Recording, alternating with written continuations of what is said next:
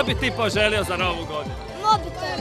Recimo neku igračku. Da brzo vidim prijateljice iz škole. Da moje prijateljice budu sretne. Lekići. Da mi ovo bude najbolji Božić. Da ima puno zime. Svima puno zdravlja i sreće. Da ima puno zdravlja i puno sreće. Puno sreće i zdravlja. A da slušaš mamu i tatu? Pa hoću, slušat ću ih, ali ne baš puno. Onako.